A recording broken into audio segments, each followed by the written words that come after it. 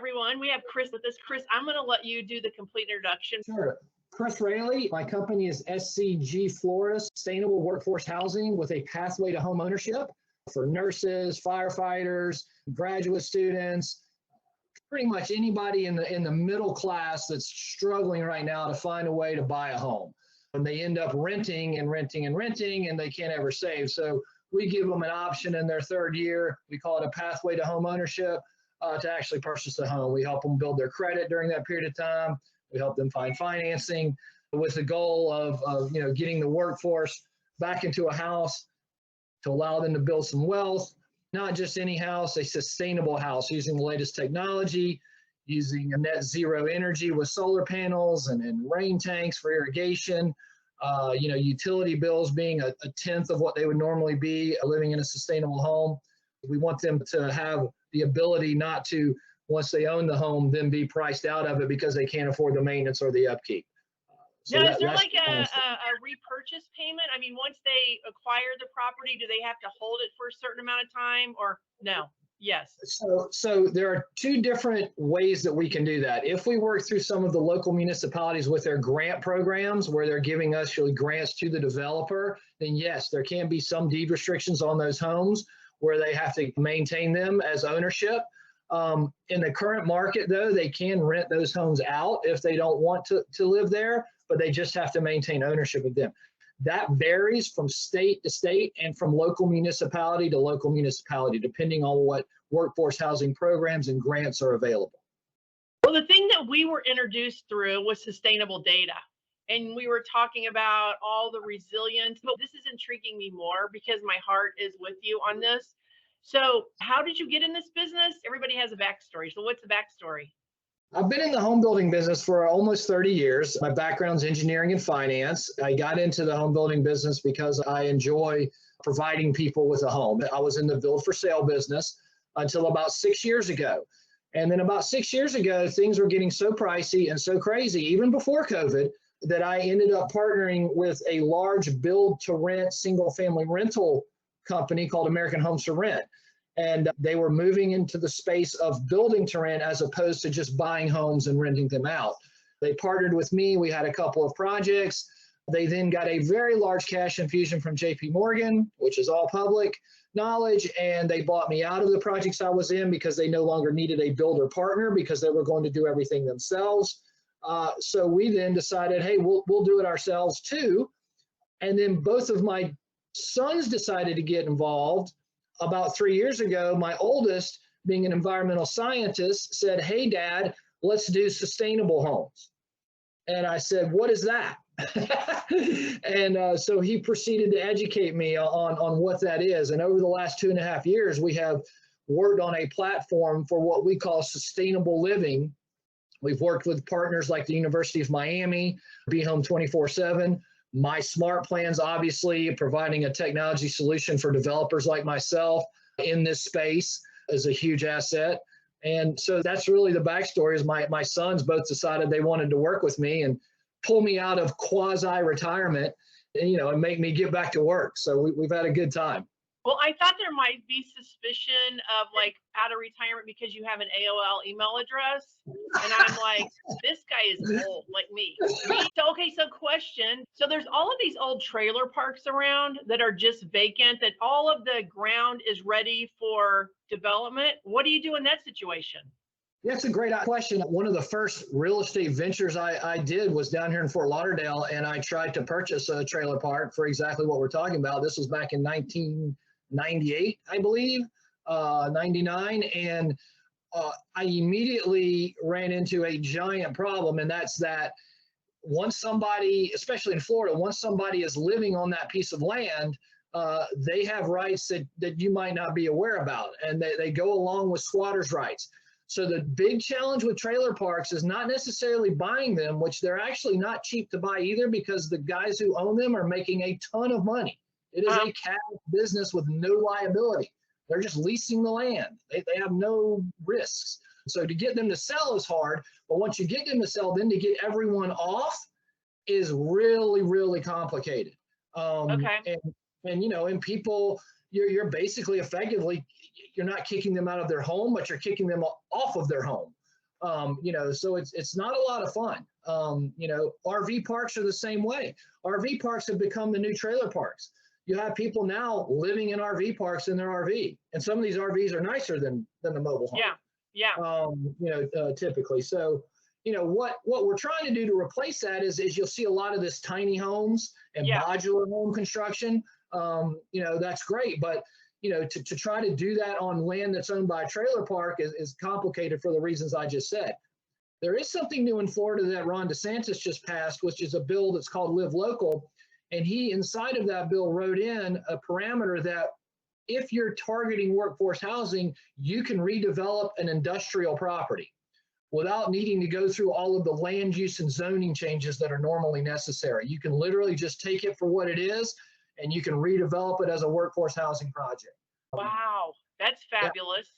Yeah. I mean, what about all the environmental issues that potentially lay in that industrial park? Yeah, so that's something we have to look. I'm redeveloping a landfill right now, for example. So it's just a question of working with the right people. There are experts and there are people who know exactly how to deal with this, exactly what you can and can't do. Yeah. The whole key here is if you're going to do it as a multifamily project where you're just going to be renting forever, you're not as worried about it. But if you're going to be deeding this home to a homeowner, then you're not going to want to deed something with trash or arsenic or, any oil or any of those things on it. So you do have to effectively make the cleanup. And, there are grants available for that as well. It's just a question of digging down and finding the money to do it. Whatever financial incentives that you're offered as a developer, instead of using those to make even more profits that you don't need, just make your good profit and then pass along all those other savings as much as you can to the homeowner, the workforce. That's the idea. Yeah, that's called doing the right thing, though. You're right. It's kind of like we guess what my intentions are, right? Because that's exactly what we're talking about. Changing the world in a good way. Like good is the new normal. Do good. Do good. Well, what's interesting is I think the millennial generation is much more focused on that, because even though social media does have some negative aspects of it, I think because of social media, they're being more prompted to do the right thing because people are watching and looking at them. You can't do something wrong nowadays. Somebody's going to catch you. It's on a camera somewhere. Somebody's looking at it. So inadvertently, technology has kind of put us in a unique situation with doing the right thing. The phrase I use all the time is be a good human. Right. And I was in the gym the other day and there's a guy that I always see in there and, he just always kind of crossed to me as a pretty good guy. And, I haven't really talked to him or anything. And the other day he came in and he had a tank top on and it said, be a good human. And I thought, wow, you know what? I could tell already from just the way the guy interacted with other people that he was conscious of that. And now he's got a t-shirt on. So, we need to build t-shirts like that. Be a good human. Simple. I mean, it's simple. Oh my God, we're of the same cloth. I was at breakfast the other day and I always talk to everybody because I love people. And I was talking to this guy beside me. He goes, how did you know to talk to me? I go, because we have the same cloth on. He's like, what do you mean? I go, it's a cloth. It's how we treat people. It's the thing. It's opening the doors for people, putting back your grocery card, being kind to the server, over tipping. I mean, it is a thing. It is, you know what? I think it's so underrated. The peace of mind it gives you is beautiful. It's beauty. It's joy. It's like it's living in a joyous land of like opportunity. You know what I'm saying? Well, we took it one step farther. We actually set up a charitable organization called Mentors Who Move. We focus on education, housing, and health, which are the three things that United States was always known for, right? We had great education, we had great housing, and we had really good health care. And if you look around now, those three things for the middle class and the working class are hurting badly. They can't afford to go to school, they can't afford the health care, and they can't afford a house. So the United States is not the United States that it was 30 years ago. It's been a process of downhill. Like it's just been downhill. And it's been like the idea of doing right has totally been distorted. So I sold real estate for 15 years. That's been my thing. And I've always been about real estate. But the thing that saddens me is when I hear people that are going to rent to own and it's such a scam. And I'm like, no. That's not the way you rent to own. No. There's actually a purchase contract. And there's actually your deposit, and your deposit is held in escrow. I mean, like there is a way to do that. But it's like what you're talking about, a voice for good. And then somebody came along and monetized the voice for good and said, oh, well, we'll just do it this way. And the people are, I don't want to say the word suckers, but they want a house so bad, they're willing to settle for anything. And here in Kansas City, we have this terrible problem with out-of-state owners. And Yeah. so they bought all these houses in our inner city. And I work with this thing called Sisters in Christ. So I go to their house that they now have. It's, housing for women that get out of incarceration. And across the street is this house with the windows broken. And I see this lady walk in and I'm like, does she live there? What are you doing? Oh, yes, she lived there. She was paying rent. It was in the middle of winter, no running water, no heat. And she had her children there. She said it's safer to live here than to live in a shelter. Like the non-toleration has risen up in me. You know what I'm saying? No, I for can't sure. tolerate. No, when I started looking at this 3 years ago, I built all kinds of houses. I built $10 million houses and I built $50,000 houses throughout my career. And, when we started looking at this and building sustainably, the first thing I said to my son is I said, well, that's going to be expensive. And he said, not necessarily. And so we found a way to build sustainably, which sustainable shouldn't be expensive, right? Sustainable should be less expensive than non-sustainable. Non-sustainable is expensive. It's throwaway. It's, the average price of a new car right now, Shelley, is $48,000. How is that possible? That's not possible, right? That's not sustainable, right? So you get into these lease things with these cars and, and you never own a car and you always have a car payment and, and you can't ever get ahead. So it's the same thing with a home. You finally save enough money and you buy a home and then all these maintenance costs come and all these other things came, and then all of a sudden you get a little bit behind on your mortgage and the next thing you know, it's not your home anymore. We've got one other problem now that's happening and it's really bad in Atlanta. And I just came from a conference in Nashville and they were talking about this, but it's a problem with people that don't own the home are acting like they do own the home, and they're actually renting that home out to unsuspecting people and collecting rent from those unsuspecting people. And then 2 or 3 months later, the owner finds out what's going on and those people have to get evicted. And those people didn't do anything wrong. No. They signed the lease and they're paying rent. And now they're getting kicked out of a home that they thought that they were leasing the right way. This has become such a huge problem in Atlanta that it's on the news. It's almost organized crime because the people who are acting, it happened to me on a piece of property that we were looking to purchase in Stark. And the underlying owner was showing us around the property and we noticed that on one of the little old houses he had there, someone was living in the house. And he thought, oh man, I must have a squatter, maybe this guy, kind of felt bad for the guy, went up to the guy and said, hey, look, you're not supposed to be living here. There's no power, and the guy said, I have a lease. Who are you? I lease this. I pay rent. I'm paying $600 a month. And he pulled out the lease and the guy went, wow. He goes, I hate to tell you, but you got scammed. He goes, this isn't a real lease. Didn't you think this was somewhat suspicious? And the guy goes, no, I need a place to live. And he said, look, I'll let you stay here for another 30 days, but, I can't do this because we're getting ready to demolish the house. We're going to be doing land development on the property. This guy's buying it. And I was like, whoa, that was in Stark, Florida, just outside of Gainesville. And this guy was a decent guy. I mean, he thought he had a lease on the home. He wasn't doing anything illegal or bad. He was even trying to get the power hooked up. And the power company saw the lease and was going to hook the power up for him. It's insane. And we could never find the guy that was, that gave him the lease, illegally. But that guy must have collected $2,000 or $3,000 from this poor guy.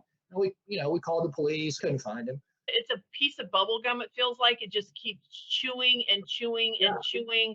And it's really old. You're like, I can't do anything about this, but we can't surrender. I can't surrender my post and what I'm doing because we're saving the country, really. And it's like, well, when everything's organized and all the data's clean and nobody can manipulate documents, we're saving our country millions. So we're on this personal quest. I mean, I've met with 3 congressmen. I am going to the White House. Like, seriously, there's something we can do better. And so this is an example. So even having a lease online that says, this is what your lease should look like, you can chat, actually, you can call this number and you can talk to someone about the lease. But the person that's getting the lease is so desperate for housing, they're willing to compromise what they believe to be true because they want a house so bad. A very famous photographer who took the picture of Farrah Fawcett that kid my age had on the wall, right? The all-American Farrah Fawcett in the bathing suit picture. He's the guy who took the picture. And Farrah Fawcett at that time didn't exactly have the all-American girl reputation. He literally started that reputation for her with that picture. And I said, Gary, how did you do that? He said, Chris, people see what they want to believe. And you know, it is so true. And to see things for what they really are is very painful sometimes. Yeah, very painful. You know, a Few Good Men with Jack Nicholson and Tom Cruise, right? That famous scene where he goes, "You want the truth? You can't handle the truth," you know? Yeah. And I mean, you know, it goes hand in hand. And so, you know, we've been doing what you've been doing for the last 3 years. We've been getting the truth out there about this problem. And you know, we have hit so much resistance from the counties, from the states, from no one seems to want to look at it in a way other than what could help them politically. And it's really sad because sustainable workforce housing, whether they believe it or not, it helps both sides of the aisle. It helps Republicans and Democrats and independents, because without workers and without school teachers, without nurses, without these people, we're done. I mean, you know, we're a third world country without that. Yeah, right? totally. So, and the nurses, I mean, what they've tolerated, oh my God, I don't even know. And the teachers, they can't have certain books anymore. I mean, my grandson, Cal 9, he lives in Wyoming, which I did not dream this teacher would ever teach this.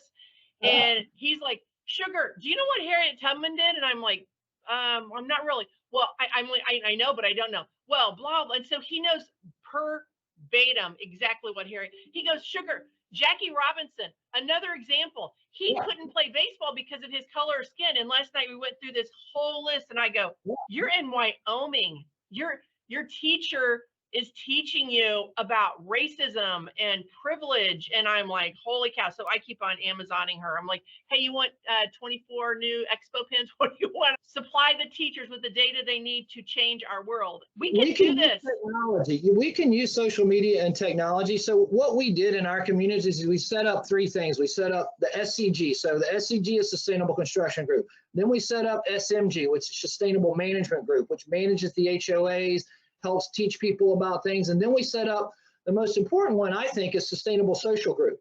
And Sustainable Social Group is where everybody in the community communicates with each other and holds each other accountable.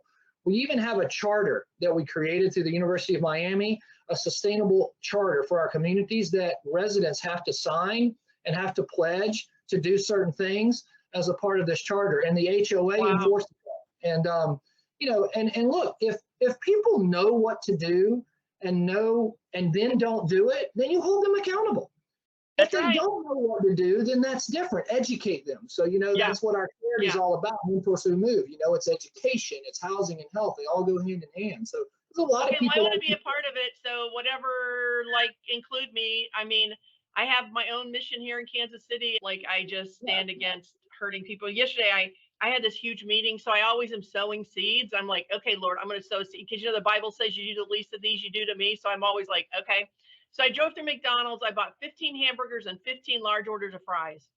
And so they were like, ma'am, 15? I'm like, yeah, 15. I don't know where the number came from. Well, anyway, so I went out on the street and I just started giving out a hamburger and fries. Well, anyway, this guy reaches in my window, which I never had this happen before, and he starts touching my face, and I'm like frozen, like, oh my gosh. He goes, no, I have to touch you. I'm like, oh my God, I'm going to die. I'm going to be on the evening news. But he was just so amazed that I cared enough to do something with the McDonald's hamburger. But it was like $90 to feed 15 people. Okay.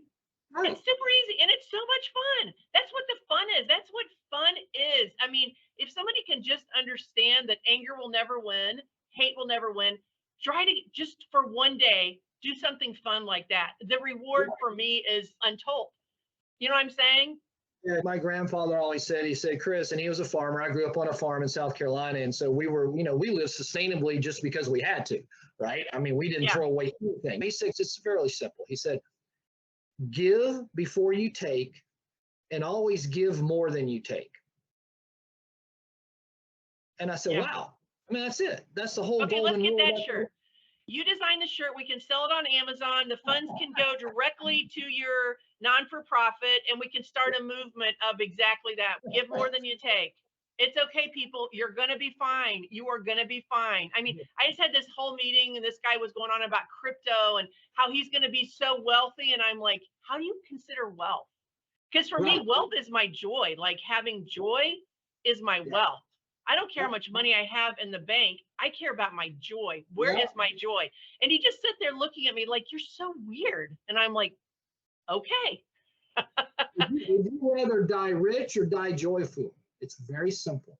I'd rather die joyfully than rich. I would rather die. I do like having luxurious sheets and pillows to sleep on, but I can take that a little, I can take a little less of that, but other than that, no, it's so much fun.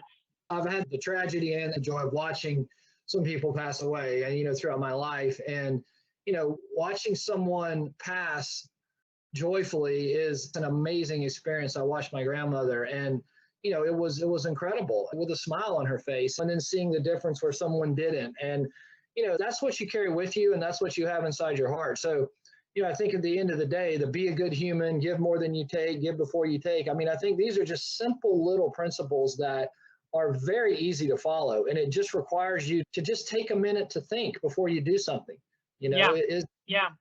Is this the right thing or not? And if you just take that minute and do it, most people are good human beings. I mean, I see that in people. And when you are a good human being to them, it brings out that good human being in them. And that's right. That is critical, I think, to the mission that we have. I call us precarious people. Yeah. Because people look at you like, what is weird about you? I'm like, my joy? I don't know. Can I buy you lunch? Are you okay? Yeah. It's okay. No, people. Sometimes I scare people, Oh, and I can totally relate. That. I totally relate to that. Yeah. And I said, look up the word enthusiasm. It's God inspired. That's what enthusiasm is, right? So if my enthusiasm makes you nervous or offends you in some way, then, ask yourself why.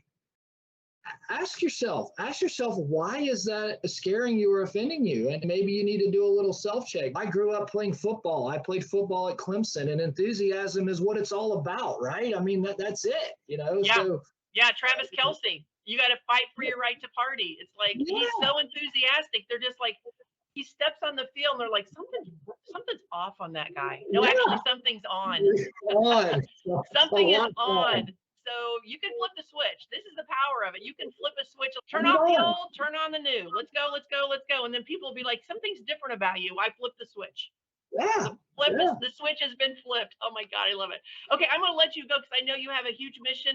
I'm going to email you some questions about an issue that I'm trying to develop that I think is perfect for this. I love how synchronicity works. It's so much fun. Dominic is a bulldog. He calls me once a week just to check in. So I will tell you, he is unbelievable. His follow-up, his tenacity is admirable. So you guys make a great team. Thank you. And have a great day. We'll be in touch.